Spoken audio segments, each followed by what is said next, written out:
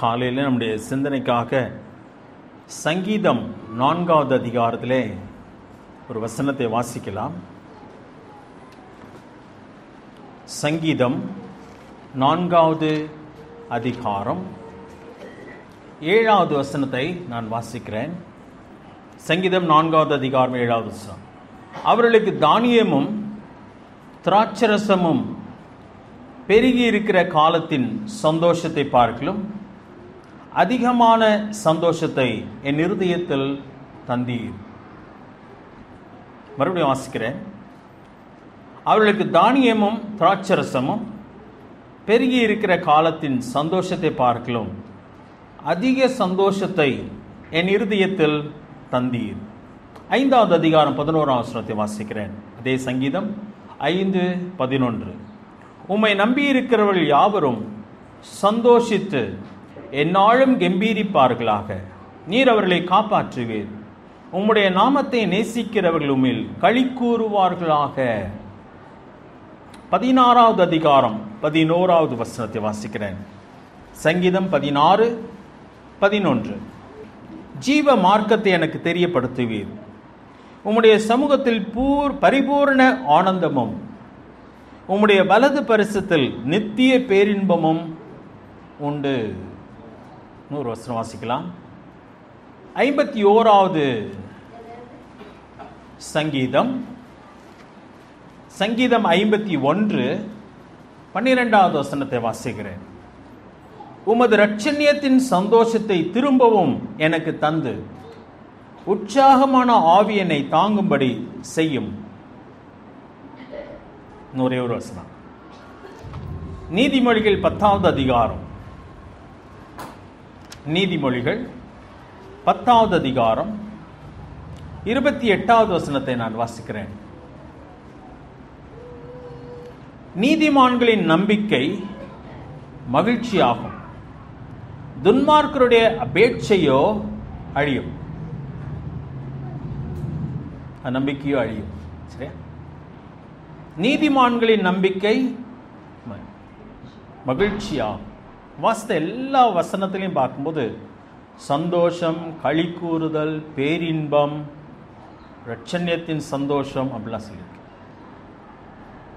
4வது அதிகாரம் மறுபடியும் வரலாம். அங்கே தாவீது சொல்லும்போது சொல்லுகிறான், அவர்களுக்கு தானியமும் திராட்சரசமும் பெருகி இருந்த காலத்தின் சந்தோஷத்தை பார்க்கலும் அதிக சந்தோஷத்தை என் இருதயத்தில் தந்தீர். எனக்கு தந்தீர் என்று கூட தாவீது சொல்லவில்லை, என் இருதயத்தில் தந்தீர். கிறிஸ்தவ வாழ்க்கை என்பது, ரட்சிப்பு என்பது நமக்கு நித்திய ஜீவனை மட்டுமல்ல, இந்த பூமியிலே நமக்கு ஒரு சந்தோஷத்தை அது கொடுக்கிறதாக இருக்கிறது, ஒரு மகிழ்ச்சியை கொடுக்கிறதா இருக்கு. அதை வார்த்தையினாலே விளக்க முடியாது. உலகத்தின் மக்கள் நம்மை பார்க்கும்போது அதை அவர்களால் புரிந்து கொள்ள முடியவில்லை. அநேகர் என்ன சொல்றாங்கன்னா, இவங்களுக்கு எவ்வளோ பணம் கொடுத்து என்ன பண்ணிட்டாங்க, மதமாற்றம் செஞ்சிட்டாங்க அப்படின்னு சொல்றாங்க. ஏன்னா பணத்தினால் தான் சந்தோஷம் கிடைக்கும் என்று சொல்லி அவன் நினைக்கிறான். எவ்வளோ சந்தோஷமா ஆலயத்துக்கு போறாங்க, ஒவ்வொரு வாரமும் போறாங்க, அப்ப ஏதோ அவங்களுக்கு கிடைக்கிறது. இதை அவங்களால புரிந்து கொள்ள முடியவில்லை.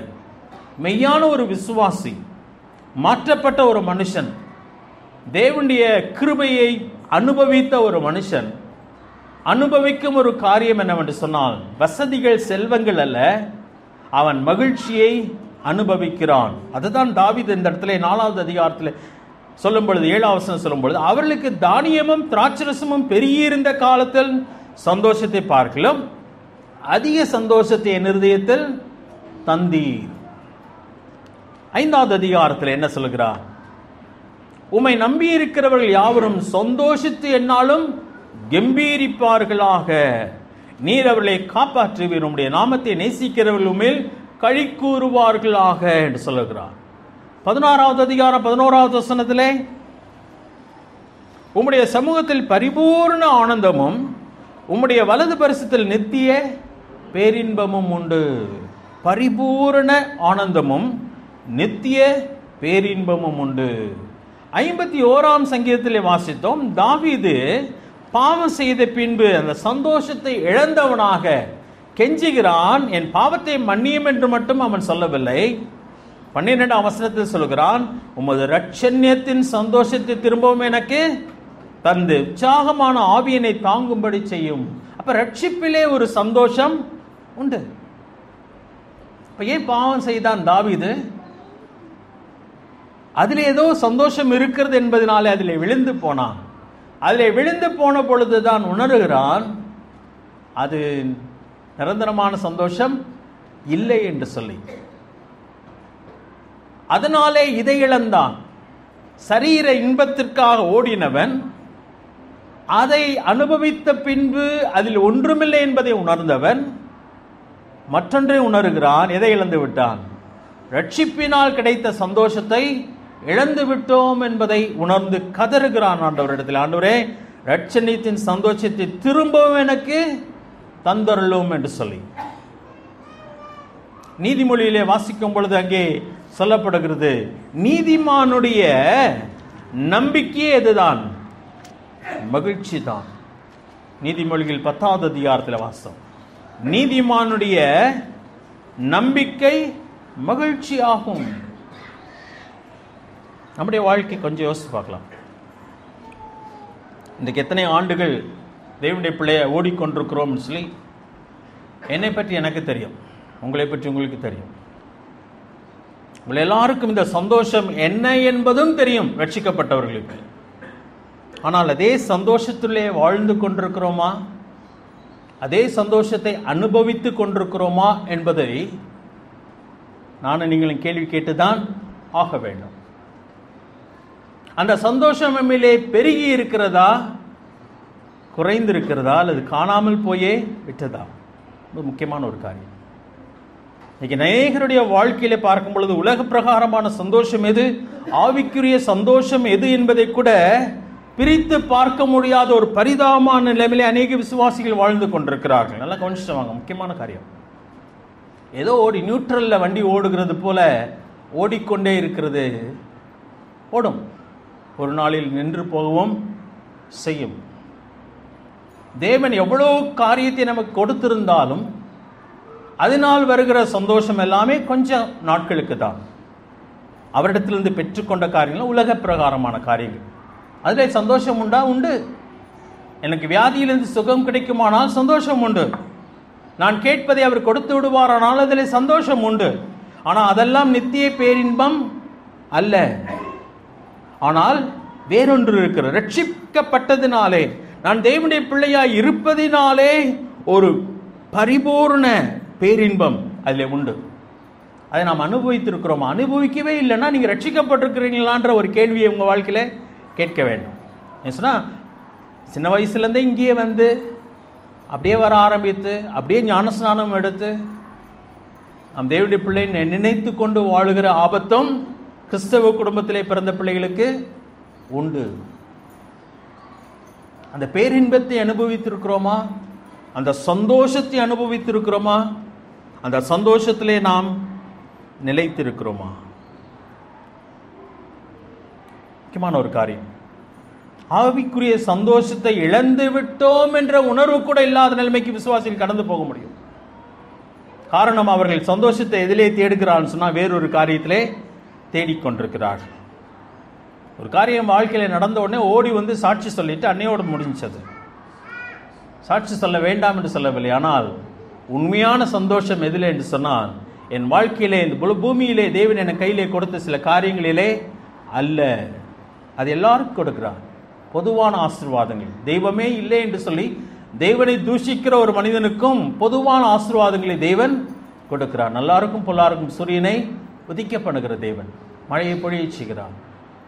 குழந்தை பாக்கியம் எல்லாருக்கும் தான் உண்டு. செல்வம் எல்லாருக்கும் தான் உண்டு. ஆண்டுடைய பிள்ளைகளுக்கு மட்டும் அல்ல. சுகம், ஆண்டிடத்தில் வந்தவங்க யாருமே சுகம் பெறாமல் போனதே கிடையாது. எல்லாரும் அவரிடத்தில் வந்து பெற்றுக்கொண்டார். இன்றைக்கும் இயேசுவே எனக்கு சுகம்தான்னு சொல்லி கேட்கிறவர்களுக்கும் தேவன் என்ன பண்ணுகிறார்? சுகம் கொடுக்க தான் செய்கிறார். அவங்க ஆண்டவரை ஏற்றுக்கொண்ட பின்பு தான் சுகம் கொடுப்பாரா? அப்படியெல்லாம் இல்லை. ஆண்டவர் அப்படியெல்லாம் கண்டிஷன் வைக்கிறது இல்லை. இது எல்லாருக்கும் கொடுக்கப்படுகிற பொதுவான ஆசீர்வாதங்கள்.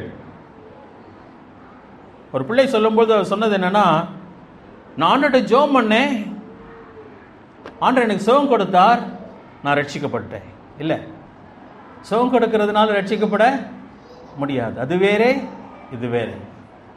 ஸோ நம்முடைய வாழ்க்கையிலே எப்படி இருக்கிறோம்? உலக பிரகாரமான மனுஷனுடைய மகிழ்ச்சியை பற்றி வாசிக்க வேண்டுமானால், பார்க்க வேண்டுமானால் பிரசங்கியின் புஸ்தகம் எடுத்துக்கொள்ளலாம். சாலமோன் தேவனுடைய பிள்ளைதான், தேவனுக்காக ஆலயம் கட்டினவன் தான், தாவீதுக்கு குமாரனாய் இருந்தவன் தான். ஆனால் அவன் வாழ்க்கையில தேவனிடத்தில் ஞானத்தை பெற்றவனாய் இருந்தாலும் கூட அவன் தேவன் ஞானத்தை புறக்கணித்து அல்லது தேவனை ஓரத்திலே வைத்துவிட்டு பல காரியங்களினாலே தன்னை சந்தோஷப்படுத்த முயற்சி எடுக்கிறான். பிரசங்கியின் முதல் அதிகாரத்தில் வாசிக்கும் பொழுது 17வது வசனத்திலே வாசிக்கும் பொழுது அவன் சொல்லுகிறான், ஞானத்தை அறிகிறதற்கும் பைத்தியத்தையும் அதீனத்தையும் அறிகிறதற்கு நான் என் மனதை பிரயோகம் பண்ணினேன். அவனுடைய ஆசை என்ன? எவ்வளவு வேண்டுமானால் கற்றுக்கொள்ள வேண்டும், எல்லாவற்றையும் அறிந்து கொள்ள வேண்டும் என்று சொல்லி விரும்பினான். அப்படிப்பட்ட மக்கள் இந்த பூமியிலே உண்டு. கல்வி கற்றுக்கொண்டே இருப்பாங்க, வேலை பார்த்துட்டே இருந்தாலும் படிச்சுட்டே இருப்பாங்க. அவங்களுடைய சந்தோஷம் எதில் தான் இருக்குது? படிக்கிறதுல, பட்டம் பெறுகிறதுல இருக்கிறது. ஆனால் சாலமோன் கடைசியில் என்ன சொல்லிட்டாரு? இதுவும் மனதுக்கு சஞ்சலமாயிருக்கிறது கண்டேன். அதில் ஒன்றும் இல்லைன்றத அவர் உணர்கிறார். 2வது அதிகாரம், அனுபவிக்கும் காரியத்திலே சில சந்தோஷத்தை தேடுகிறார்கள். முதல் வசனத்தை வாசிக்கிறேன்.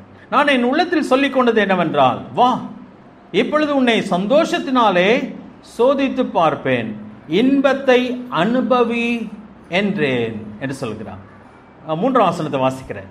வானத்தின் கீழ் மனுபுத்திர உயிரோடு இருக்கும் நாளளவும் பெற்றும் அனுபவிக்கத்தக்கதும் இன்னதென்று அறியும் பொருட்டின் இருதயத்தை ஞானத்தால் தேற்றிக் கொண்டிருக்கும் போதே நான் என் தேகத்தை மதுபானத்தால் சீராட்டி கொண்டிருக்கவும் மதியினத்தை பற்றி கொண்டிருக்கும் என் உள்ளத்தில் வகை தேடினேன். அனுபவிப்பதினாலே.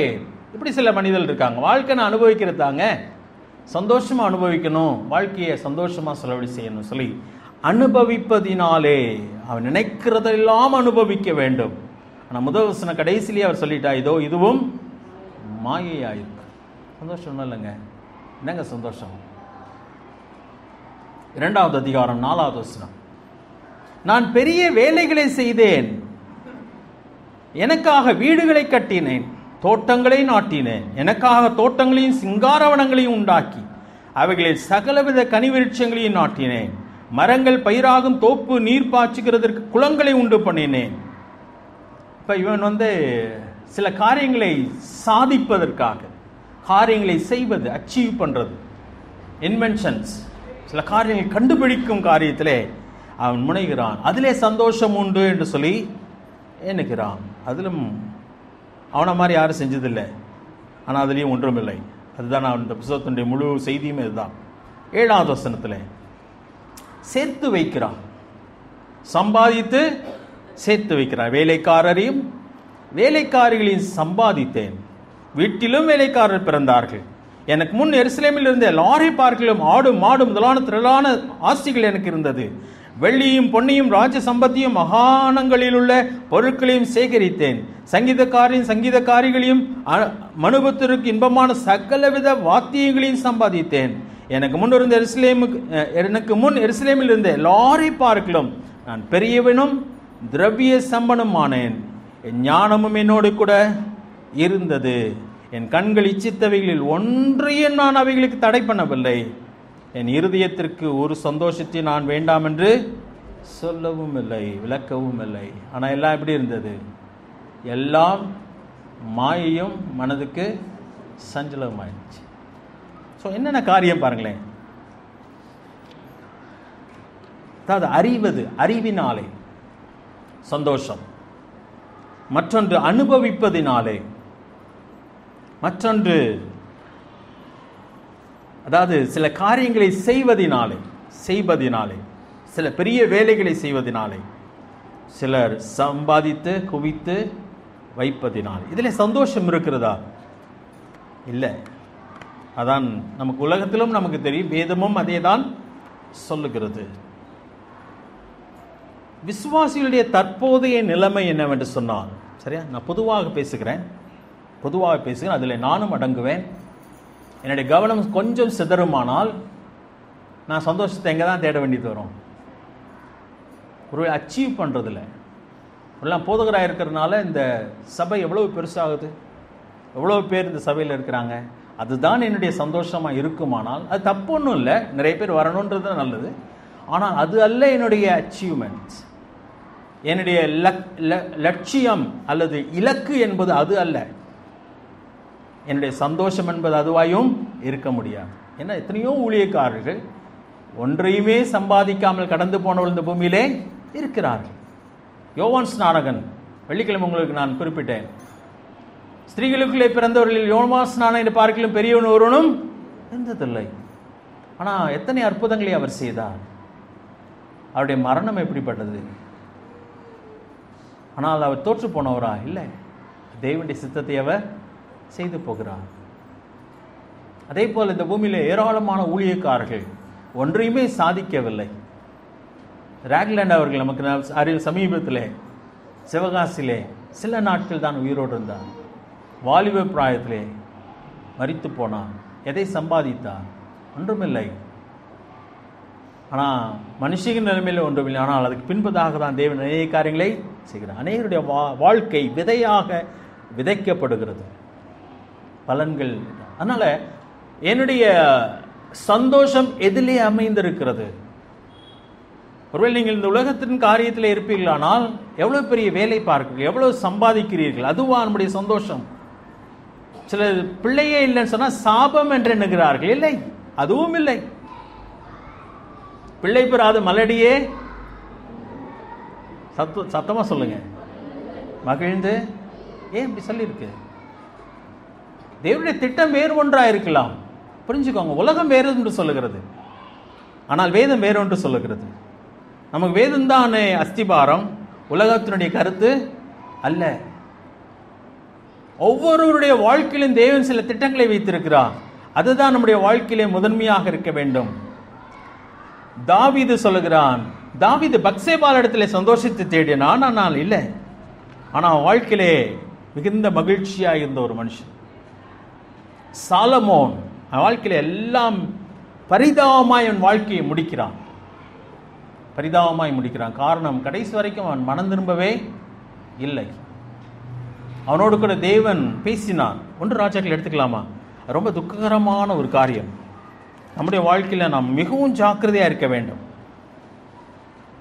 ஆண்டவருக்காக ஆலயத்தை கட்டினவன் தான், ஆனால் தேவனிடத்தில் தன் இருதயத்தை திருப்பினான் சொல்லப்பட்டிருக்கு. கவனிங்க, 11வது அதிகாரம், 1 ராஜாக்கள் 11வது அதிகாரம். அதாவது முதல் கோணல் முற்றும் கோணல் என்பது சொல்றது போல அவன் வாழ்க்கையின் ஆரம்பமே அந்நிய ஜாதி பெண்களிடத்தில் அவன் ஆசை வைத்தான் சொல்லி முதல் வசனத்தில் வாசிக்கிறோம். 11வது அதிகாரம் முதல் வசனத்தில்.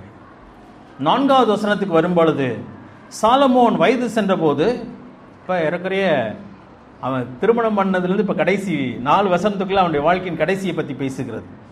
அவனுடைய மனைவிகள் அவனுடைய இருதயத்தை அந்நிய தேவர்களை பின்பற்றும்படி சாய பண்ணினார்கள். பாருங்களேன், அப்படி தேவனை விட்டு விலகுகிறான்.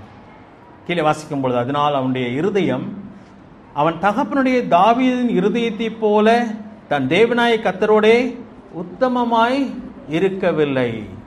முழுமையாக விலகுகிறான். இன்னும் கீழே வருவோமானால் இன்னும் வேதனையான ஒரு காரியம். ஆண்டு அங்கே அருவருப்புகளுக்கு மேடைகளை கட்டினான் என்று 7ஆம் வசனத்தில் வாசிக்கிறோம். 8வது வசனத்திலே பார்க்கும்பொழுது அந்நிய தேவர்களுக்கு பலியிட்டான் சொல்லி வாசிக்கிறோம்.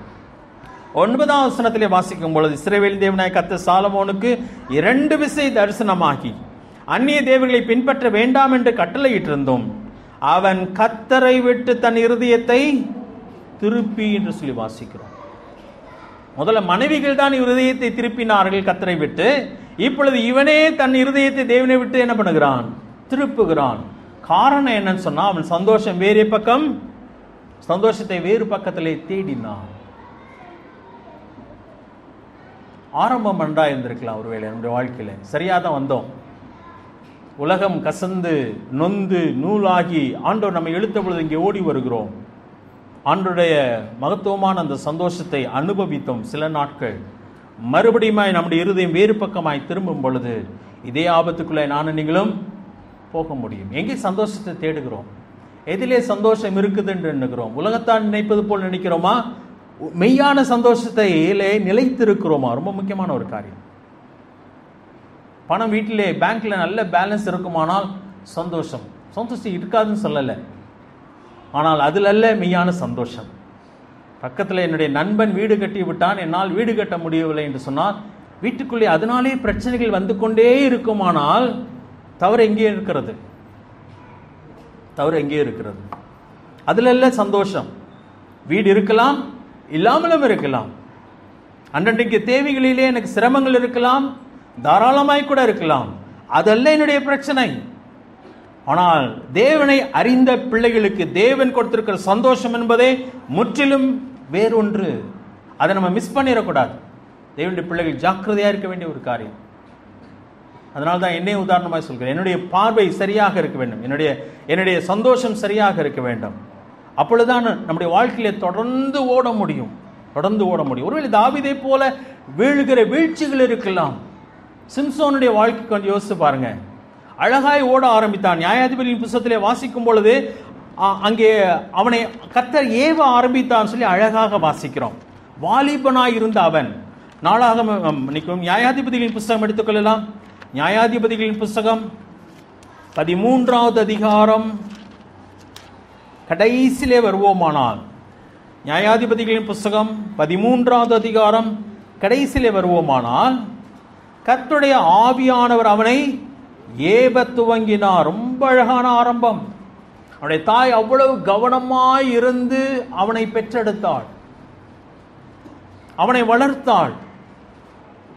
சரியாக தான் வளர்ந்தான். நல்ல வாலிப பிராயத்திலே ஆண்டவருடைய வழிநடத்துதலை அறிந்தான். அப்படிதான் அவனுடைய ஆரம்பம் இருந்தது.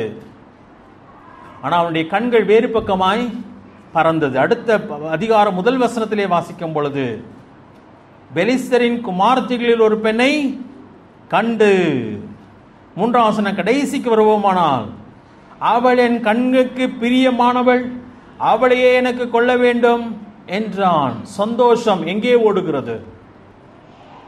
வேறு பக்கமாய் திரும்புகிறான்.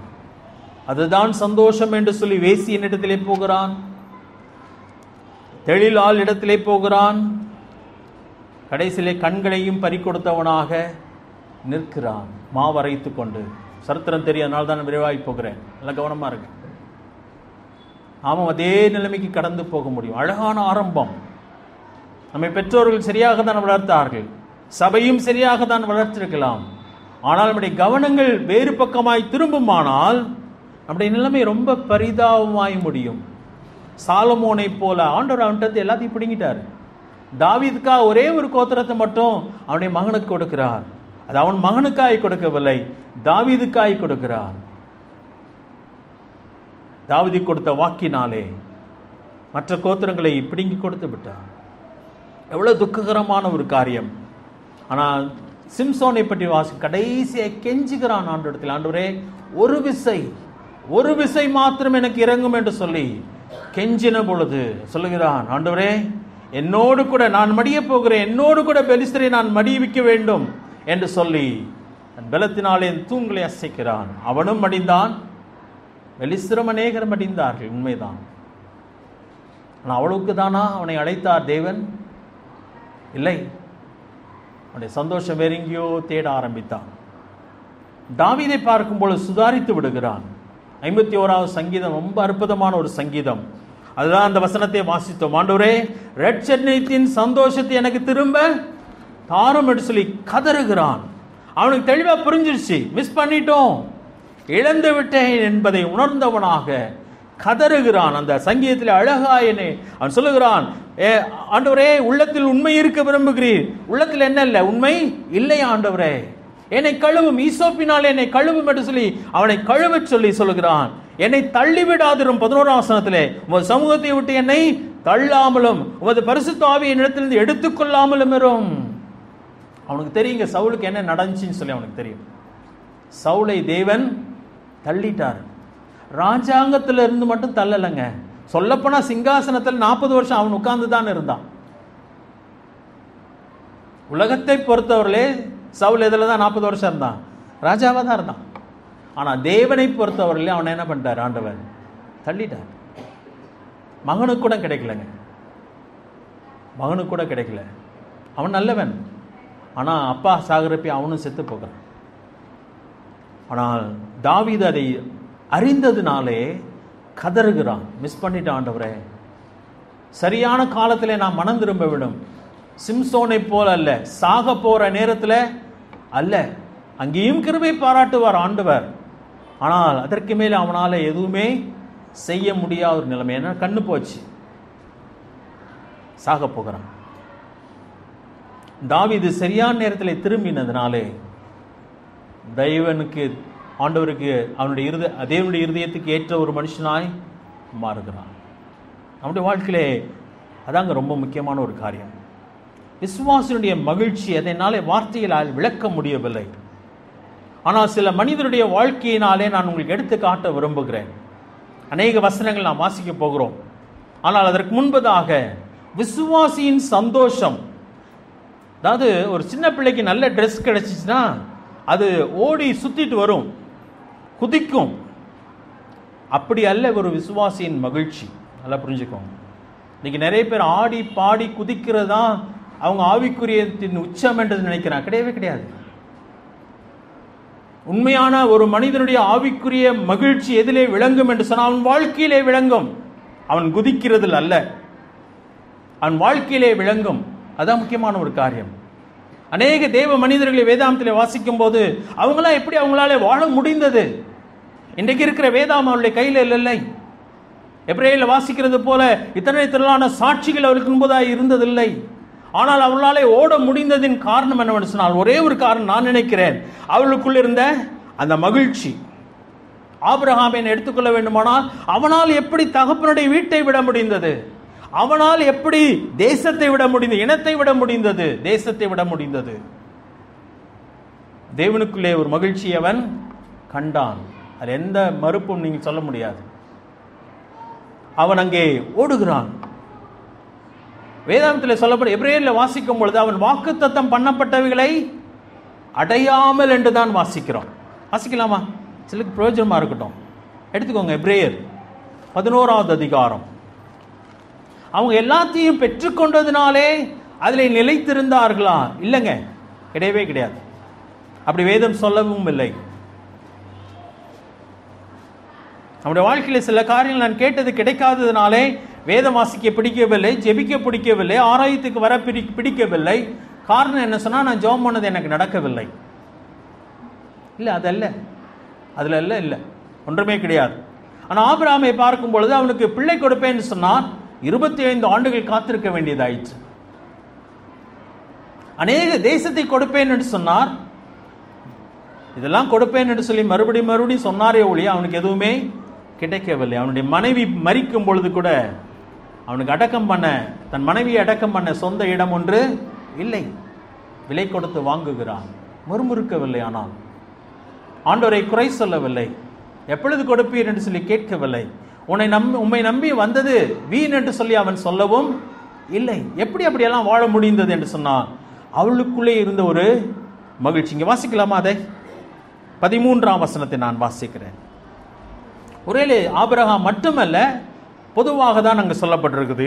13ஆம் வசனம், எபிரேயர் 11:13. இவர்கள் எல்லாரும் வாக்குத்தத்தம் பண்ணப்பட்டவளை அடையாமல், என்ன செய்யவே இல்லை, ஆண்டவர் ஒண்ணுமே செய்யல, தூரத்திலே அவைகளை கண்டு நம்பி அணைத்து கொண்டு பூமி மேல் தங்களை அந்நியரும் பரதேசிகளும் என்று அறிக்கையிட்டு விசுவாசத்தோட மரித்தார்கள். நான் வேறு வார்த்தை அந்த இடத்துல யூஸ் பண்ண விரும்புகிறேன். மகிழ்ச்சியோடு கூட மரித்தார்கள். புலம்பலோடு முறுமுறுப்போடு கூட மரிக்கவில்லை, சந்தோஷமாய் மரித்தார்கள். யாக்கோபு எகிப்திலே மரிக்கிறான். இப்போ யோசேப்கிட்ட சொல்கிறான், தேவன் அதை தான் எனக்கு கொடுப்பேன்னு சொன்னார், கானான் தேசத்தை. அதனால் என்ன எங்கே கொண்டு போய் அடக்கம் பண்ணிடு, அங்கே கொண்டு போய் அடக்கம் பண்ணு. எங்கே அடக்கம் பண்ண? அந்த குகையில் அடக்கம் பண்ணு. அது ஒன்று தான்ப்பா நமக்கு இன்னும் சொந்தமான இடம். ஏன்னா அது அந்நிய தேசம், அதுவும் அந்நிய தேசம், எகிப்து அந்நிய தேசம் தான். ஒரு குகை தான் சொந்தமாக இருக்கு. அம்மாவை அடக்கம் பண்ண இடத்துல என்னையும் அடக்கம் பண்ணு. யோசேப்பு மரிக்கும் பொழுது சொல்லுகிறான், பிள்ளைகளிடத்திலே சொல்லுகிறான், சகோதரிடத்திலே சொல்லுகிறான், கர்த்தர் நிச்சயமாய் நம்ம இங்கிருந்து எங்கே கொண்டு போவார்? கானான் தேசத்துக்கு கொண்டு போவார். அப்பொழுது என்னுடைய எலும்புகளை என்ன பண்ணுங்க, எடுத்துட்டு போங்கன்னு சொல்கிறான். எவ்வளவு பெரிய நம்பிக்கை அவங்களுக்கு இருந்திருக்க வேண்டும். அவங்க ஒரு காலம் ஆண்டவர் என்ன செஞ்சார் எங்களுக்கு அப்படி சொல்லலை. அவளுக்குள்ளே ஒரு பெரிய மகிழ்ச்சி காணப்பட்டது. ஆபிரகாமுக்கு பிள்ளை கிடைத்தோடனே எவ்வளோ மகிழ்ச்சியாக இருந்திருக்கும், பயங்கரமான மகிழ்ச்சியாக இருக்கு. ஆனால் ஆண்டவர் அந்த பிள்ளையும் சொல்கிறா, எனக்காக மோரியா மலையிலே போய் பலியிடுன்னு சொல்லி. அது எப்படி இருந்திருக்கும் ஒரு தகப்பனுக்கு? ஆனால் அதையும் செய்ய துணிந்தான். அதிகாரத்தில் வாசிக்கும் பொழுது அதை செய்ய அவன் துணிகிறவனாக காணப்படுகிறான். ஆண்டவர் அவனை கனம் பண்ணுகிறார். அப்ப தேவனுடைய பிள்ளை, உண்மை தேவனுடைய பிள்ளை என்று சொல்லும் பொழுது எப்படி நம்முடைய ஓட்டத்தில் நம்மால் ஓட முடியும் என்று சொன்னால், தேவன் நம்முடைய உள்ளத்திலே கொடுத்திருக்கிற அந்த ரட்சிப்பின் சந்தோஷத்தை நான் அறிய வேண்டும். அந்த சந்தோஷத்திலே நான் திளைக்கும் பொழுதுதானே என் வாழ்க்கையில எவ்வளவு கஷ்டங்கள் வந்தாலும் நான் அதிலே தொடர்ந்து ஓடிக்கொண்டே இருக்க முடியும். இல்லாட்டி ஓட முடியாது. இந்த இடத்துல இன்னொரு மனுஷன் எடுத்துக்காட்ட விரும்புகிறேன். ஆபிரகாமோடு கூட பெறப்பட்டு வந்த லோத்து, அவனும் நல்லதான் வந்தான். ஆனா இடையிலே அவன் கண்களை ஏறெடுத்து தூரமா பார்க்கிறான். ஏன்னா இந்த இடத்துல புல் இல்லாம போச்சு, ஆடு மாடுகளுக்கு புல் இல்லை. ஆனால் கண்ணை தூக்கி பார்க்கிறான், தூரத்துல புல்கள் தெரிகிறது. சோதோம் கொமோரா இருந்த பகுதி, அவள் மகா பாவிகளாக இருந்தாள் தேவனுடைய பார்வை. அதெல்லாம் பிரச்சனை இல்லைங்க. அவங்க எப்படி இருந்தால் நமக்கு என்ன? அங்கே தான் செழிப்பாக இருக்குது, பட்டணமும் அங்கே தான் இருக்குது, அங்கேயே போயிடுவோம். வீட்டுக்காரம்மா சொல்லியிருக்கோம், தயவுசெய்து இந்த ஆளோட இனிமே இருக்கிற மாதிரி இல்லை, கிளம்பலாம் சொல்லி கிளம்பிட்டான். அவனுடைய வாழ்க்கை தாறுமாற போச்சுங்க. சரியா? காரணம், அவனும் அழகாக தான் வந்தவன். நிச்சயமாக கடைசி வரைக்கும் ஆபிரகாமோடு கூட இருந்திருந்தால், ஆபிரகாமுக்கு என்ன ஒரு அழகான ஒரு திட்டத்தை கொடுத்தாரோ அதுபோல் இன்னொரு திட்டம் அவனுக்கும் தேவன் வைத்திருந்திருப்பார், சந்தேகமே கிடையாது. ஆனால் இடையிலே அவனுடைய கண்கள் வேறு பக்கமாய் திரும்புகிறது. தேவனுடைய பிள்ளைகளை நான் எச்சரிக்க விரும்புகிற ஒரு காரியம் அதுதான். அதாவது ஆவியிலே ஆரம்பம் பண்ண ஆரம்பித்த நாம் மாம்சத்திலே முடிவு பெறப் போகிறோமோ சொல்லி கலாத்தியருக்கு அப்போஸ்தலனாகிய பவுல் சொல்கிறார். இத்தனை புத்தியினரா என்று சொல்லி கேட்கிறார். நன்றாக சரியாக தேவனை நோக்கி ஓட ஆரம்பித்த நாம் வழியிலே இதையும் அதையும் நோக்க ஆரம்பிப்போமானால் நம்மால் தொடர்ந்து ஓட முடியாமல் போகிறது. யோசேப்பை பற்றி இன்னொரு பார்க்கும் பொழுது, இவங்க எல்லாமே பார்க்கும்போது நல்ல வசதியான சூழ்நிலையில ஆண்டவர் சொன்னதெல்லாம் கொடுத்ததுனாலே சந்தோஷமாய் ஓடவில்லை. ஏற்கனவே அவங்க எதையுமே பெறாமல், வாக்குத்தத்தம் பண்ணப்பட்டவைகளை பெறாமல் ஓடினார்கள். யோசேப்பை பார்க்கும் பொழுது அவ்வளவு சந்தோஷமான வாழ்க்கையை ஓடிக்கொண்டிருந்தது. ஆனால் அவன் வாழ்க்கை அப்படியே தாறுமாறாகிறது. அவனை விற்று விட்டார்கள் அவனுடைய சொந்த சகோதரர்கள். யாரோ விற்றிருந்தா கூட பரவாயில்லைங்க, சொந்த சகோதரர்கள் அவனை விற்ற பொழுது அவனுடைய உள்ளம் எவ்வளவெல்லாம் உடைந்திருக்க வாய்ப்பு உண்டு. ஆனால் அப்படி அந்த சூழ்நிலையில் தான் போத்திபார் வீட்டுக்கு போகிறான். கர்த்தர் அவனோடு கூட இருந்தான். அதை அவன் உணர்ந்தான். அவன் மட்டும் உணரலைங்க, அந்த போத்திபாரும் அதை கண்டான் சொல்லப்பட்டு. எடுத்துக்கலாமா? எந்த அதிகாரம்? 39வது அதிகாரம். ஆதியாகமம் 39வது அதிகாரம்.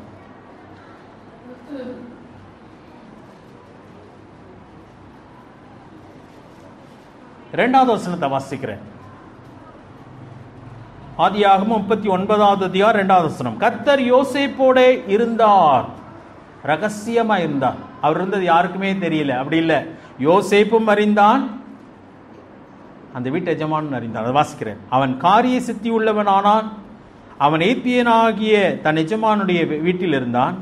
கர்த்தர் அவனோட இருக்கிறார் என்றும் அவன் செய்கிற யாவையும் கர்த்தர் வாய்க்க பண்ணுகிறார் என்றும் அவன் எஜமானன் கண்டு. ஆனா கர்த்தர் அந்த எஜமானுக்கு தெரியவே தெரியாதே. எப்படி கர்த்தர் தான் உதவி செய்கிறான்னு சொல்லி எஜமானன் கண்டிருப்பான்? கொஞ்சம் யோசிச்சு பாருங்களேன். யார் சொல்லியிருப்பான்னு நினைக்கிறீங்க? யோசிப்பு தாங்க சொல்லியிருப்பான். கர்த்தர் என்னோடு கூட இருக்கிறான்னு சொல்லி யோசிப்பு சொல்லியிருப்பான். முதல்ல எஜமானன் கேட்டிருப்பான், கர்த்தர் உன்னோடு இருந்தா ஏன்டா இப்போ அடிமையா இங்கே வந்திருக்கேன்னு கேட்டிருப்பான். அப்படிதானே கேட்டிருப்பார். கர்த்தர் உன்னோட இருந்தா உனக்கு ஏன் இந்த கொடுமை நடந்துச்சு? உங்கள் சொந்த அண்ணன்மாரே உன்னை விட்டுட்டாங்களே, உன் கடவுள் உன்னை கை விட்டுட்டாரே அப்படின்னு தான் கேட்டிருப்பாங்க. அவனால் இதுக்கு பதில் சொல்லியிருக்கவே முடியாது யோசேப்பாலே. ஆனால் நாட்கள் போகும் பொழுது யோசேப்பு சொன்ன கர்த்தர் அவனோடு கூட இருக்கிறார் என்பதை யோசேப்பின் எஜமானன் கண்டு எல்லா பொறுப்பையும் தூக்கி அவங்க கையில் படுத்துட்டார். எப்படி அவங்களால இந்த சூழ்நிலையில் யோசேப்பால அதை சொல்ல முடிஞ்சு? கர்த்தர் என்னை கைவிட்டார் என்று சொல்வதற்கு பதிலாக கர்த்தர் என்னோடு கூட இருக்கிறார் என்பதை யோசேப்பு அங்கே சொல்லுகிறான். அப்ப தனக்கு துரோகம் இழைத்தது கூட அவனுடைய சந்தோஷத்தை பாதிக்க முடியவில்லை. தன் தகப்பனை விட்டு வந்தது கூட அவன் சந்தோஷத்தை பாதிக்க முடியவில்லை. அவனுடைய சந்தோஷம் வேறொன்றிலே இருந்தது. கர்த்தர் அவனோடு கூட இருந்தது தானே அவனுடைய சந்தோஷம். அந்த கர்த்தர் நிமித்தமாக அவன் அவ்வளவு மகிழ்ச்சியை அவன் வாழ்க்கையில் அனுபவித்துக் கொண்டிருந்தான். எதுவுமே அந்த சந்தோஷத்தை அவன் வாழ்க்கையில கெடுக்க முடியவில்லை. புதிய ஏற்பாட்டில் தாங்க பவுல் சொல்லுகிறார், கர்த்தருக்குள் எப்பொழுதும் சந்தோஷமா. ஆனால் நமக்கு விளங்கவே மாட்டதில்லை. அது கர்த்தருக்குள்ள சந்தோஷமா இருக்குதுன்னா என்னன்றது நமக்கு விளங்கலை. ஆனால் அவங்களுக்கு வேதாகவுமே கிடையாது பழைய ஏற்பாட்டின் மக்களுக்கு. ஆனால் எப்படி அவங்க கர்த்தருக்குள் சந்தோஷமா இருந்தார்கள் என்னாலே புரிஞ்சுக்கிற முடியல. அவள் சந்தோஷமா இருந்தார். காரணம், அவர்களுக்கும் அந்த தேவனுக்கும் அவ்வளவு நெருக்கமான ஒரு உறவு இருந்தது. பழகிருக்கீங்களா நம்ம ஆண்டவரோட? இல்லை தேவை வந்தால் அவர்கிட்ட போய் கேட்குறது, ஆண்டவரே எனக்கு உதவி செய்யுங்க, என் பிள்ளைக்கு சுகம் இல்லை, அல்லது எனக்கு வேலை இருக்குது, இந்த மாதிரி இருக்குது, எனக்கு உதவி செய்யுங்க. இல்லை, அதெல்லாம் உறவு. ஒரு நண்பனை போல மோசையை பற்றி சொல்கிறா, அவன் என் முகமுகமாக அவன் என்னோடு கூட பேசினான். வித்தியாசமான உறவு. தாவீதை பற்றி ஆண்டு சொல்கிறான், என் இருதயத்துக்கு ஏற்ற மனுஷன், என் சித்தப்படியெல்லாம் செய்வான். நான் நினைக்கிறபடி அவன் செய்வான்னு சொல்கிறான். அந்த ஆண்டரோடு கூட அந்த உறவு எப்படிப்பட்ட உறவு? அவரை நேசிக்கிற நேசம் எப்படிப்பட்டது? அவரோடு கூட நான் ஒவ்வொரு நாளும் எவ்வளவு நேரம் செலவு செய்கிறேன், ஒவ்வொரு நாளும் எவ்வளவு நேரம் அவரோடு கூட நான் பேசுகிறேன். முழங்கால் படி போட்டு கண்ணை மூடி பேசுகிறதை பற்றி நான் சொல்லவில்லை, அதுவும் தேவைதான், இல்லைன்னு சொல்லலை. தாவீது சொல்லும் பொழுது, ராட்சாபங்களை நான் விழிக்கும் போது உம்மை தியானிக்கிறேன். எந்த வசனம்? 62ஆம் சங்கீதம் 3ஆம் சங்கீதம் 63வது சங்கீதம் 6ஆம் வசனத்தில், என் படுக்கையின் மேல் நான் உம்மை நினைக்கும் போது ராட்சாமங்களில் உம்மை தியானிக்கிறேன். ராத்திரியில் உங்களுக்கு தூக்கம் கலையுமானால் என்ன சிந்தை உங்களுடைய மனதிலே வருகிறது? அடுத்த நாள் வேலையை பற்றியா, அடுத்த நாள் கவலைகளா, அல்லது என் ஆண்டவரை பற்றி என் சிந்தை வருகிறதா? விளையாட்டா சொல்லுங்க, ரொம்ப சீரியஸான விஷயம். ஒருத்தர் சொன்னார், நான் காலையில் எழுந்துச்சு யாரோடையும் பேச மாட்டேன், என் மனைவி வந்தாலும் பேச மாட்டேன், முதல் ஆண்டவரோடு தான் பேசுவேன். நல்ல தீர்மானம் அது. என் ஆண்டவரோடு கூட பேசுவேன். எப்பயுமே அவரை நினைப்பதும் எப்பொழுதுமே அவரோடு கூட பேசுவோம். தாவீது அது சொல்லும்போது முதல் சங்கீதத்தில் சொல்கிறான், கர்த்தருடைய வேதத்தில் பிரியமாக இருந்து இரவும் போல ஒரு வேதத்தை தியானிக்கிற மனுஷன் பாக்கியவான். அந்த அனுபவம் உண்டா நமக்கு? அவரோடு கூட இந்த உள்ள உறவின் அனுபவம். ஃப்ரெண்ட்ஸோடு இருக்க விரும்புகிறோம் இல்லையா? எல்லா நேரத்துலையும். சிலர் கல்யாணம் கட்டிட்டு யாரோட சுற்றுறதுன்னா ஃப்ரெண்ட்ஸோடு சுற்றிட்டு, மனைவியோட நேரம் செலவழிக்கிறது. அதனால தான் பிரச்சனைகள் வருது. நிறைய இடத்துல பிரச்சனை வர்றது காரணமே தான். மனைவியோட நேரம் செலவழிக்க நேரம் இல்லை, பேசுறதுக்கு நேரம் கிடையாது. மிருகமும் பறவைகள் வந்து அடையிற மாதிரி வந்து அடைஞ்சிட்டு காலை எழுந்துச்சு வெளியே போகிறதோட சரி சரியுடைய வாழ்க்கை. அப்படிதான் சில கிறிஸ்தவர்களின் வாழ்க்கை. தேவைப்பட்டால் ஆண்டவரிடத்திலே வருவது, மற்ற நேரம்லாம் வெளியே போயிடுது. அவரோடு கூட உள்ள உறவு இல்லை. பரிதாபமான நிலைமை. ஏன்னா இதனுடைய மேன்மையை நாம் இன்னும் அறியவில்லை, ருசிக்கவில்லை என்பதுதான் பொருள். இப்போ தாவீதெல்லாம் சொல்லும்பொழுது அதை சொல்லுகிறார். இப்போ யோசேப்பினுடைய வாழ்க்கையில பார்க்கும் பொழுது அவன் சிறைச்சாலைக்கு போகிறான். கொடூரமான ஒரு சூழ்நிலை. சிறைச்சாலை மட்டும் கொடூரம் இல்லை அவனுக்கு, அவன் மேல் சாட்டப்பட்ட குற்றச்சாட்டு அதைவிட கொடூரமானது. செய்யாத குற்றம் உண்டு, செய்யாத காரியம் குற்றமாய் சாட்டப்பட்டது. அது மட்டுமல்ல, ஒரு ஆணுக்கு இப்படிப்பட்ட, அது இப்படி ஒழுக்கமாய் வாழ வேண்டும் என்று சொல்லி விரும்புகிற ஒரு மனுஷனுக்கு இப்படிப்பட்ட ஒரு குற்றச்சாட்டு வருமானால் நாண்டு கொண்டு செத்து போவான். ஆனால் யோசேப்பு அங்கேயும் போய் கர்த்தர் அவனோடு கூட இருக்கிறார் என்பதை அறிந்தான். அவன் மட்டும் அறியவில்லை, அந்த சிறைச்சாலை அதிகாரியும் அறிந்ததினாலே சிறைச்சாலை பொறுப்பையெல்லாம் அவன் கையிலே கொடுத்து விட்டான். அங்கே போய் அடுத்த வேலையை பார்க்குறான் பாருங்களேன். போத்திப்பார் வீட்டிலும் போத்திப்பாருடைய வேலையை பார்க்கிறான். சிறப்பாய் பார்த்தான். சிறைச்சாலையிலே போய் சிறைச்சாலையிலே அவன் ஒரு அடுத்தவருடைய பணியை பார்க்கிறான். இன்னும் க்ளோஸாக வாசித்து பார்த்தீங்கன்னா 2 பேர் துக்கத்தோடு இருக்கிறாங்க. ஏன் உங்க முகம் துக்கமா இருக்குன்னு சொல்லி இவன் துக்கத்தை விட்டுட்டு அடுத்தவனுடைய துக்கத்தை விசாரிக்கிறான்னு சொன்னா, அப்ப இவனுக்குள்ளே எவ்வளவு பெரிய ஒரு சந்தோஷம் அவனை ஆட்கொண்டிருந்திருக்கும்னு சொல்லி யோசித்து பாருங்க. நான் சந்தோஷமா இருந்தால்தான் அடுத்தவன் சந்தோஷமா இருப்பதை என்னால் ஏற்றுக்கொள்ள முடியும். நான் சந்தோஷமா இல்லாத பொழுது இன்னொருவன் சந்தோஷமா இருந்தால் எரிச்சல் வரும். அவன் மட்டும் என்ன சந்தோஷமா இருக்கிறான். அதனால தான் அநேகர் அடுத்தவனுடைய சந்தோஷத்தை கெடுக்க பார்க்கிறார்கள். இப்ப நான் சந்தோஷமா இருப்பேனே, ஆனால் அடுத்தவன் துக்கமா இருப்பதையே அவன் துக்கமா இருக்கிறான்னு சொல்லி யோசிக்கிறான். யோசிப்பு அவனிடத்திலே போய் விசாரிக்கிறான். அவன் கண்ட சொப்பனத்துக்கு விளக்கம் சொல்கிறான். அங்கே பயன்பட்ட அவனை தான் தேவன் எங்கே கொண்டு போகிறாரு?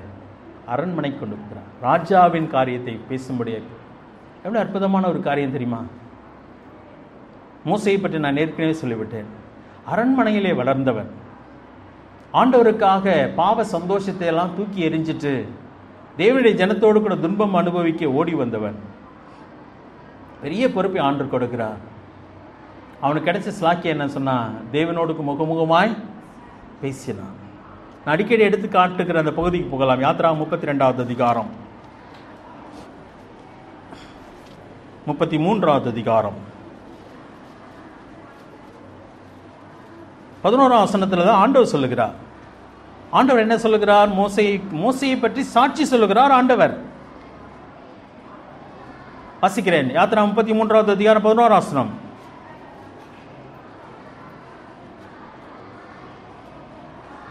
ஒருவன் தன் சிநேகிதனோடு கூட பேசுவது போல கர்த்தர் மோசையோட முகமுகமாய் பேசினான். சரி, அந்த வசனம் வேற இடத்துல வருகிறது. இதை அறிந்த உடனே உன்னை பேர் சொல்லி அழைத்தேன்னு சொல்லி 12ஆம் வசனத்தில் ஆண்டவர் சொல்கிறார் அவனை பார்த்து. அதை பார்த்த உடனே 18ஆம் வசனத்தில் மோசே ஒரு காரியத்தை கேட்கிறான். அவனுடைய மகிமையை எனக்கு காண்பித்தல். அவனுடைய ஆசையை பாருங்களேன். அவனுடைய ஆசை என்னன்னு சொன்னா, ஏற்கனவே முகமுகமாய் பேசினவன் ஆண்டவர் சொல்றார், உன்னை நான் பெயர் சொல்லி அழைத்தேன்னு சொல்லுகிறார்.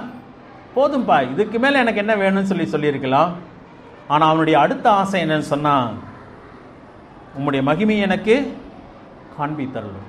இன்னும் பார்க்கணும் ஆண்டவரே, இந்த முகத்தை நான் பார்க்கல, உங்க முகத்தை, உங்களுடைய சத்தத்தை நான் கேட்டுட்டேன், என்னை பேர் சொல்லியும் கூப்பிட்டுட்டீங்க, இதுக்கு மேல என்ன வேணாம் தான், ஆனா நான் உங்களை பார்க்கணும், உம்முடைய மகிமையை காண வேண்டும், உன் முகத்தை காண வேண்டும். அதான் அவனுடைய ஆசை.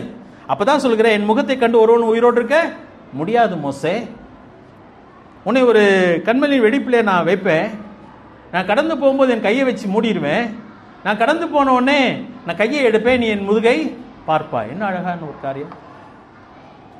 அப்போ ஒரு தேவனை இவ்வளவு நெருக்கமாய் கண்ட மனுஷன் வேற யாரும் இந்த உலகத்தில் கிடையாது. காரணம் என்ன தெரியுமா? அவனுடைய ஆசை. அவனுடைய ஆசை. 40 நாள் பொறுக்க முடியாம கன்றுக்குட்டியை செஞ்சுட்டாங்க கீழே. மோசே 40 நாட்கள் மேலே இருக்கிறான். அவங்களால பொறுக்க முடியல. மோசே என்ன சாப்பிட்டான்னு தெரியல. மலை மேல அவன் தேவனுடைய சமூகத்தில் அமர்ந்து இருக்கிறான். மோசே பேசுகிறார், ஆண்டவர் பேசுகிறார், மோசே பேசுகிறான். மாறி மாறி பேசிக் கொண்டிருக்கிறார்கள். ஆண்டவர் பேசுகிற எல்லாத்தையும் மோசே கேட்டுக்கொண்டு உட்கார்ந்து இருக்கிறான். 40 நாட்கள் கீழே இருக்கிற ஜனங்கள் சாதாரணமான வாழ்க்கையை வாழ்ந்து கொண்டிருக்கிறாங்க. அன்றைக்கு அப்பம் சுட்டு சாப்பிட்டு தங்களுடைய வேலைகளை செய்து கொண்டிருக்கிறாங்க. அவங்களாலே பொறுக்க முடியல. எதை செஞ்சிட்டாங்க? கண்ணுக்குட்டியை செஞ்சிட்டாங்க. ஆனா மோசே போர் அடிக்காம எங்க உட்கார்ந்துருந்தான்? ஆண்டவருடைய சமூகத்தில். அது அவனுக்கு மகிழ்ச்சியா இருந்தது. தாவீது சொல்கிறான், உம்முடைய ஆலயத்தில் தங்கியிருப்பதையே நாடுவேன், உம்முடைய ஆலயத்தில் ஆராய்ச்சி செய்வதையே நாடுவேன். உட்கார்ந்து ஆராய்ச்சி செய்து அங்கே இருக்கணும், அங்கேயே நேரம் செலவழிக்க வேண்டும். யோசிச்சு பாருங்க, நம்முடைய வாழ்க்கையில் ஆலயம் வருவது எவ்வளவு சந்தோஷமா இருக்குது. ஒருவேளை என்னிடத்திலே குறைவு இருக்கலாம், இந்த சபையில் இருக்கிற மக்களிடத்திலே குறைவு இருக்கலாம். ஆனால் நாம் வருவது தேவனுடைய சமூகம். அதை எவ்வளவு விளங்கிக்கிறீங்கன்னு எனக்கு தெரியல. அவரை தேடிதான் வருகிறோம். போதகரை பார்க்க வரவில்லை, இன்னொரு நபரை பார்க்க வரவில்லை.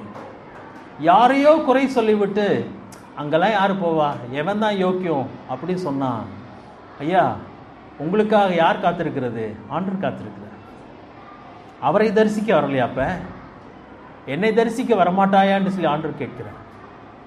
அவரை பார்க்க வருவது, அவரை பாட வருவது, அவரை தியானிக்க வருவது, அவருடைய சத்தத்தை கேட்க வருவது எத்தனை பெரிய மகிழ்ச்சி தெரியுமா? மோசே 40 நாட்கள் அவன் தேவனுடைய சமூகத்தில் அமர்ந்திருந்தான். அவனுக்கு தாங்க அவருடைய முதுகை காட்டினார் ஆண்டவர். முகத்தை பார்க்க முடியாதுப்பா, காட்டிடுவேன், நீ கேட்டுட்ட, உனக்கு காட்டாமல் நான் வேறு யாரும் காட்டுவேன், ஆனால் நீ உயிரோடு இருக்க முடியாது மோசே, அதனால் என்னுடைய பின்பக்கத்தை காண்பா. 23ஆம் வசனத்தை பாருங்களேன். யாத்ரா 33:23 பின்பு என் கரத்தை எடுப்பேன், அப்பொழுது என் பின்பக்கத்தை காண்பாய், என் முகமோ காணப்படாது என்றார். அதாவது ஆண்டவர்கிட்ட கேட்டு எதுவுமே நமக்கு கிடைக்காமல் போவது கிடையாதுங்க. ஆண்டு சொல்ல, நீங்க கேட்காதனாலே பெற்றுக்கொள்ளாமல் இருக்கிறீர்கள். இங்க கேட்கல, அதனால தான் நான் இன்னும் கொடுக்க முடியல. கேளுங்கள், அப்பொழுது உங்கள் சந்தோஷம் நிறைவாரிக்கும்படி பெற்றுக்கொள்வீர்கள்.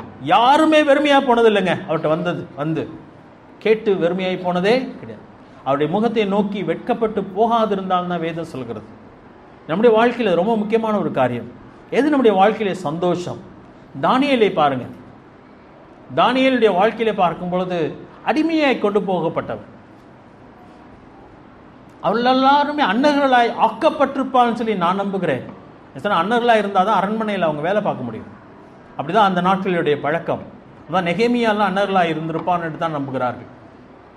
நான் அவங்க தான் ராஜாவின் பக்கத்தில் ராணி இருக்கிற பகுதியிலே அனுமதிக்கப்பட்டார். அப்போ நல்ல வாலிபர்கள், கல்வி கிடைத்தது, ராஜாவின் உணவு கிடைத்தது, ராஜ பதவிகள் கிடைத்தது. ஆனால் அவன் வாழ்க்கையில் என்னன்னாலும் சொந்த தேசத்தில் இருக்க முடியவில்லை, அந்நிய தேசத்தில் இருக்கிறான். ஆனால் அவனாலே தேவனிடத்திலிருந்து நற்பெயரை பெறுகிறான். பிரியமானவனே சொல்கிறான் இல்லையா? தானியேலை பார்த்து, நீ எனக்கு மிகவும் பிரியமானவன்.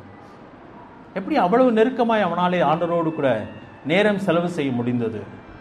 அவனுக்கு இருந்த அந்த சந்தோஷம். ஆபகுக் எடுத்துக்கொள்ளலாம். அடிக்கடி வாசிக்கிற பகுதி தான் ஆபகுக் 3வது அதிகாரம். ஆபகுக் 3வது அதிகாரம் 14 வாசிக்க விரும்புகிறேன். அந்த ஒரு வசனத்தை மட்டும் வாசிக்க விரும்பல, 14 வாசிக்க விரும்புகிறேன். நல்லா கவனிங்க.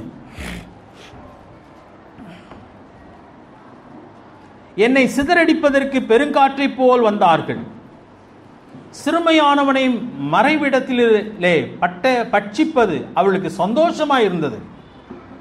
நீர் அவனுடைய ஈட்டிகளினாலே அவனுடைய கிராமத்து அதிபதிகளை உருவ குத்தினீர். திரளான தண்ணீர் குவியலாக சமுத்திரத்துக்குள் உமது குதிரைகளோடு நடந்து போனீர். 16ஆம் வசனம். நான் கேட்டபோது என் குடல் குழம்பிற்று, அந்த சத்தத்துக்கு என் உதடுகள் துடித்தது, என் எலும்புகளில் உக்கள் உண்டாயிற்று, என் நிலையிலே நான் நடுங்கினேன். ஆனாலும் எங்களோட எதிர்க்கும் ஜனங்கள் வரும்போது இக்கட்டு நாளை நான் இளைப்பாறுதல் அடைவேன். அவனுடைய நம்பிக்கை அது. அந்த வரிசையில் தான் இந்த வசனம் வருகிறது. 17ஆம் வசனம். அத்திமரம் துளிர் விடாமல் போனாலும், திராட்சை செடிகளில் பழமுண்டாகாமல் போனாலும், ஒலிவ மரத்தின் பலனற்று போனாலும், வயல்கள் தானியத்தை விளைவியாமல் போனாலும், கிடையில் ஆட்டு மந்தைகள் முதலற்று போனாலும், தொழுவத்திலே மாடுகள் இல்லாமல் போனாலும், நான் கர்த்தருக்குள் மகிழ்ச்சியாயிருப்பேன், என் ரட்சிப்பின் தேவனுக்குள் களி கூறுவேன். எந்த சூழ்நிலையில்? நான் கேட்டதை ஆண்டவர் கொடுக்கும் பொழுதா? நான் விரும்பினதெல்லாம் என் வாழ்க்கையிலே நடக்கும் பொழுதா? எல்லாம் சாதகமாக இருக்கும் பொழுதான்னு சொன்னான். எல்லாம் தலைகீழாக இருக்கும் பொழுது, நான் எதிர்பாராத காரியங்கள் என் வாழ்க்கையிலே நடக்கும் பொழுது, ஒரு மனிதன் கர்த்தருக்குள் மகிழ்ச்சியாயிருப்பேன், ரட்சிப்பின் தேவனுக்குள் களி கூறுவேன் என்று சொல்லுவானானால், அவன் சந்தோஷம் சூழ்நிலையின் அடிப்படையில் அல்ல, அவன் சந்தோஷம் கர்த்தருக்குள் இருக்கிறது என்பதுதான் பொருளாக இருக்கிறது. அவருடைய வாழ்க்கையில் அப்படிப்பட்ட சந்தோஷத்தை அனுபவிக்கிறோமா? அனுபவிக்கல சொன்ன ஆண்டு சமூகத்தில் அமர்ந்து நாம் அதற்காக அதை நாம் பயிற்றுவிக்க வேண்டும். உடைய வாழ்க்கையில், என் வாழ்க்கையில் நான் நினைக்காத காரியம் ஒன்று நடக்குமானால், யோபு சொல்லுகிறான், எல்லாமே அழுகிடுச்சு, தோல் முதலானவைகள் அழுகின போது சொல்லுகிறான், கர்த்தர் கொடுத்தார், கர்த்தர் எடுத்துக்கொண்டார், அவருடைய நாமத்துக்கு ஸ்தோத்திரம் என்று சொல்கிறார். அப்போ அவனுடைய மகிழ்ச்சி வேற எங்கேயும் இருந்துச்சு. அவனுடைய நண்பர்கள் தான் அவனை வந்து குழப்பினார்கள்.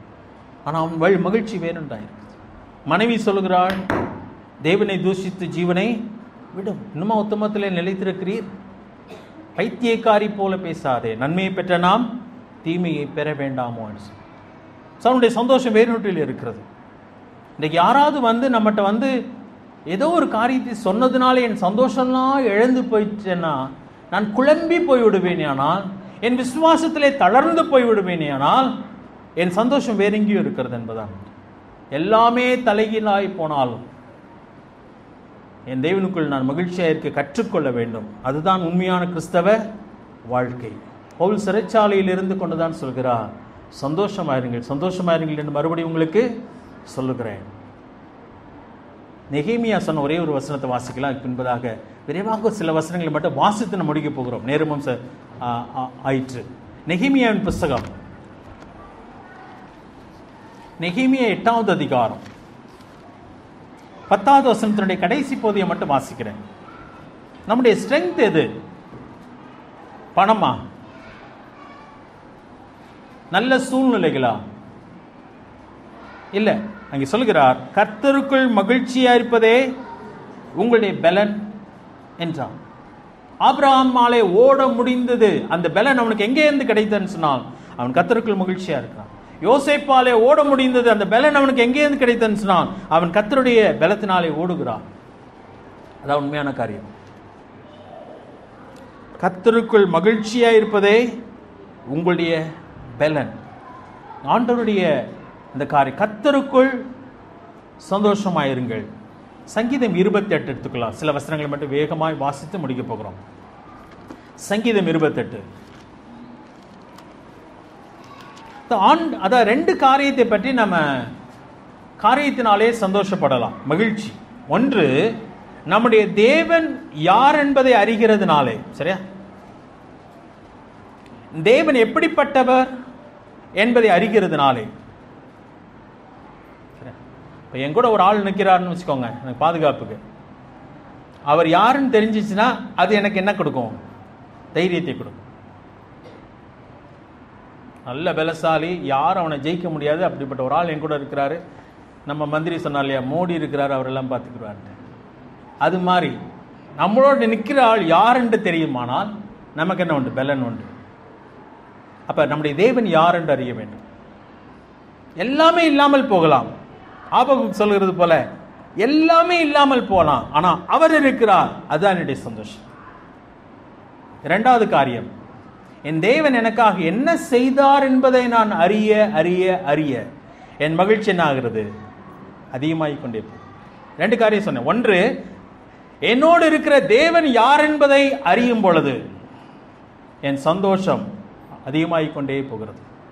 மற்றொன்று, என் தேவன் எனக்காக என்ன செய்திருக்கிறார், செய்து கொண்டிருக்கிறார், இன்னும் என்ன செய்திருக்கிறார், அதை இன்னும் செய்ய போகிறார்னு சொல்லாமா, ஏற்கனவே செய்திருக்கிறார், அதை நான் அறியும் பொழுது என் சந்தோஷம் அதிகமாகிக் கொண்டே போகும்.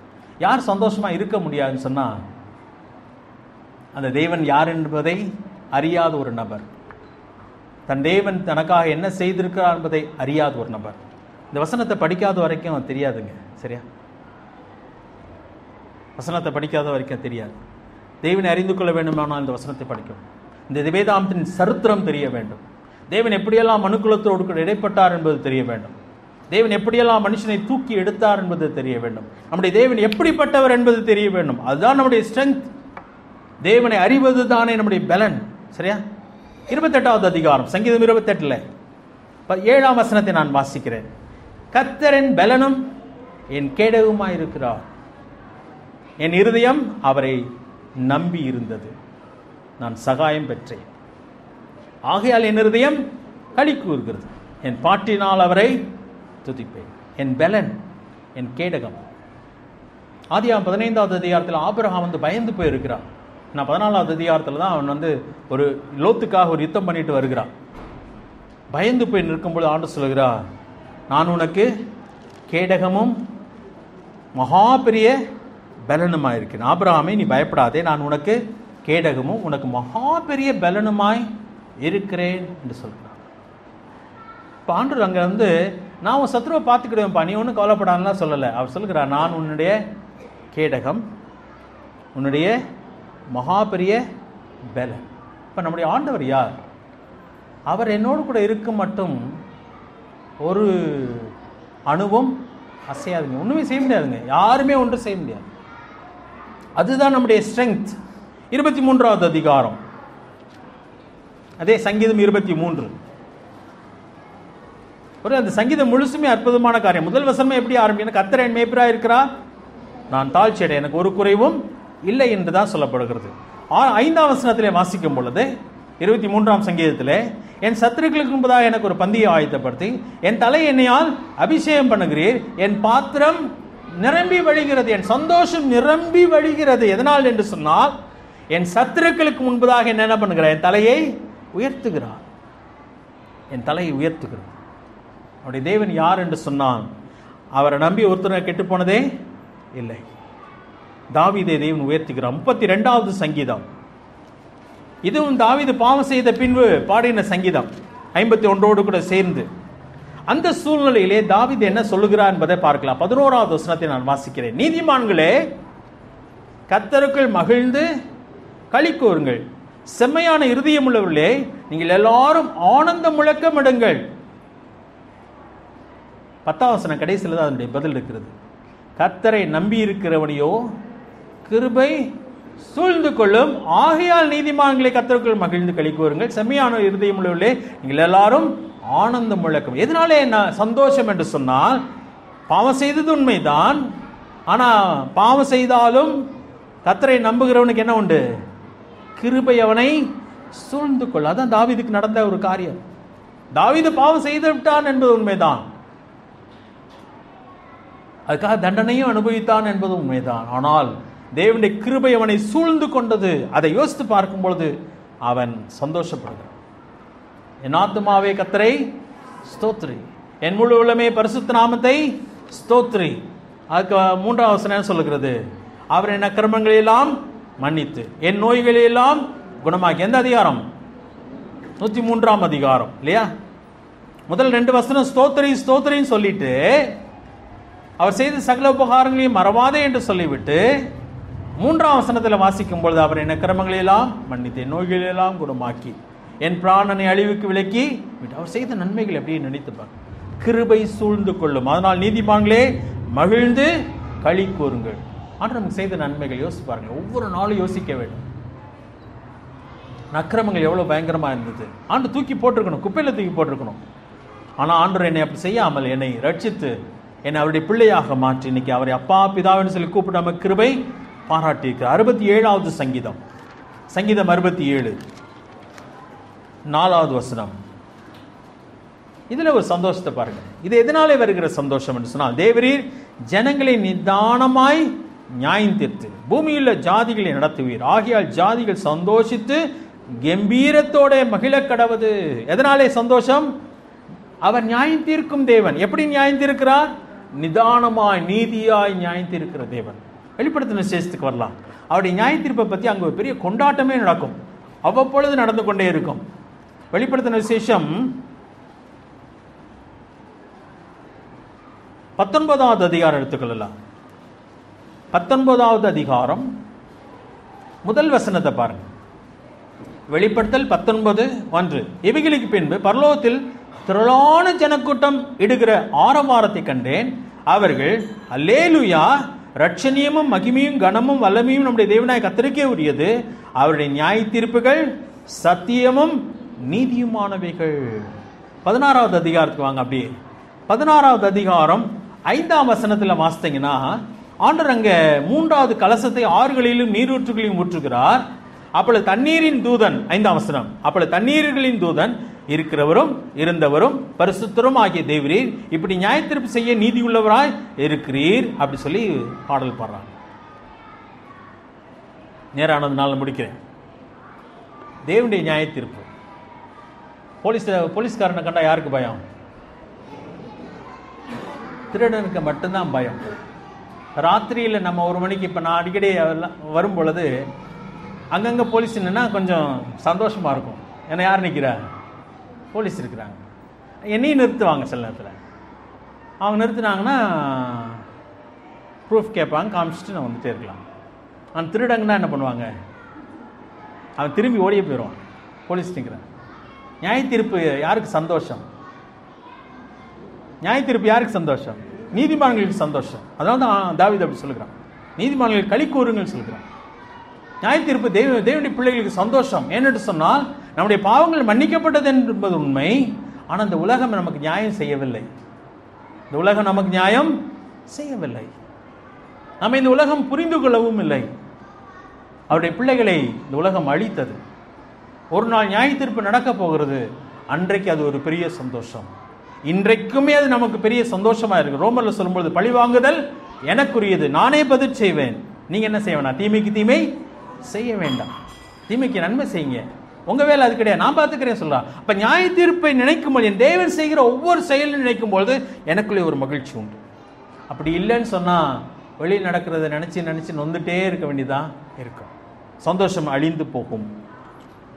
ஒரே ஒரு வசனம், 71வது சங்கீதம் 23வது வசனம். நான் பாடும்போது என் உதடுகளும் நீர் மீட்டுக்கொண்ட என் ஆத்துமாவும் கம்பீரித்து மகிழும். தேவனுடைய மீட்பை யோசித்து பாருங்களேன். இந்த இடத்துல நேரடியாக அதை பற்றி சொல்லலை, கர்த்தருடைய மீட்பு. சங்கீதம் 96 பார்த்தீங்கன்னா அவருடைய ராஜரீகத்தை பற்றி வாசிக்கிறோம். 98 பார்த்தீங்கன்னா அவருடைய அதிசயங்களை பற்றி வாசிக்கிறோம். 98:1 எல்லாம் வாசிக்கும் போது, சங்கீதம் 119 பார்த்தீங்கன்னா அவருடைய வார்த்தைகளை பற்றி வாசிக்கிறோம். வசனம், அதில் தான் தாவீது சொல்கிறான், அவருடைய வசனம் என் கால்களுக்கு தீபம் பாதைக்கு வெளிச்சமா. அவருடைய வசனம் எவ்வளோ பெரிய ஆசீர்வாதம் தெரியுமா? இன்னைக்கு நம்முடைய தாய்பாளைய பாஷையில் இருக்கிறது, தாராளமாய் நம்மால் வாசிக்க முடியும். அவருடைய வசனம் தாவீது சொல்கிற என் கால்களுக்கு தீபம் பாதைக்கு வெளிச்சமா இருக்கு, என்னை வழி நடத்துகிறது. அது ஒரு வெளிச்சம். ஸோ இதெல்லாம் யோசித்து பார்த்து பார்த்து பார்த்து பார்த்து தெசலோனிக்கேயர் நிருபத்தில் திரும்ப 4வது அதிகாரம் 18ஆம் வசனத்தில், இவைகளினாலே நீங்கள் ஒருவர் தேற்றுங்கள். எந்த சூழ்நிலையில்? மரணம் நம்முடைய குடும்பங்களிலே ஏற்படும். எவைகளினாலே? அவர் எனக்கு கொடுத்திருக்கிற நம்பிக்கைகள். ஸோ ஏராளமான காரியங்கள் சொல்லிக்கொண்டே போய் கொண்டிருக்கலாம். கர்த்தருக்குள்ள மகிழ்ச்சியாக இருக்கிறோமா?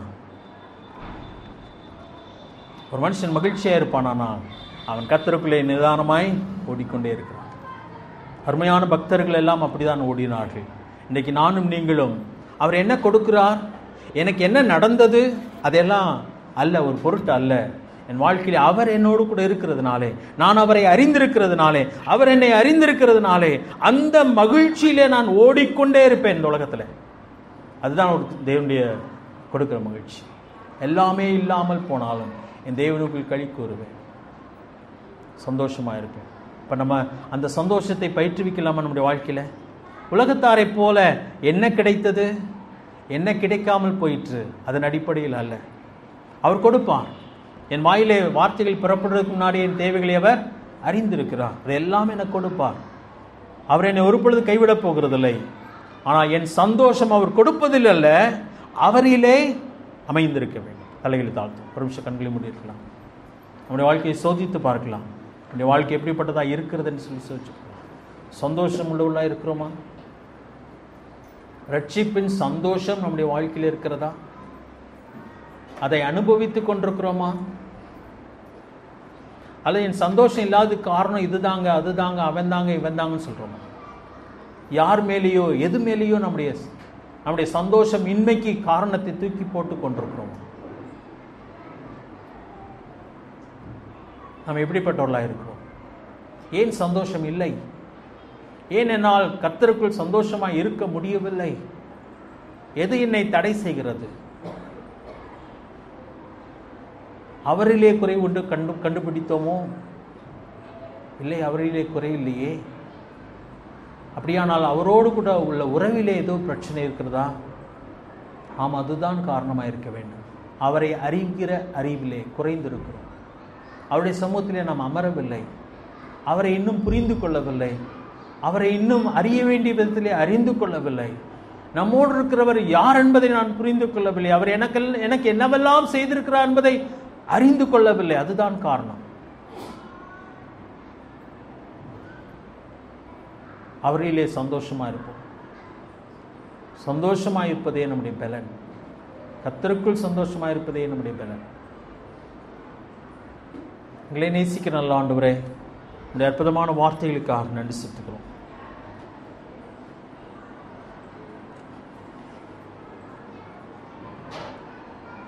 நீர் இந்த பூமியிலே துக்கம் நிறைந்தவரும் பாடு அனுபவித்தவருமாய் இருந்தீர்.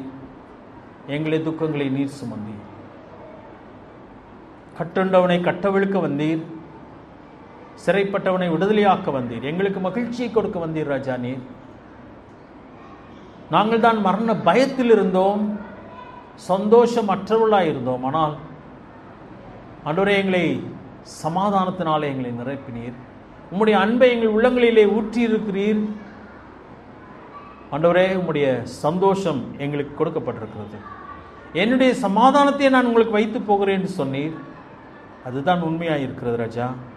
ஆனால் அநேக நேரத்திலே அந்த சமாதானத்தையும் சந்தோஷத்தையும் அனுபவிக்காத உலகத்தாரை போலவே நாங்களும் வாழ்ந்து கொண்டிருக்கிறோம். எங்களை மன்னியும் கர்த்தாவே. நாங்கள் உண்மையான சந்தோஷத்தை அனுபவித்த உலகத்தார் ஆண்டவரே அதிசயப்படத்தக்கதாக எங்கள் வாழ்க்கை அவளுக்கு முன்பதாக இருக்கட்டும்.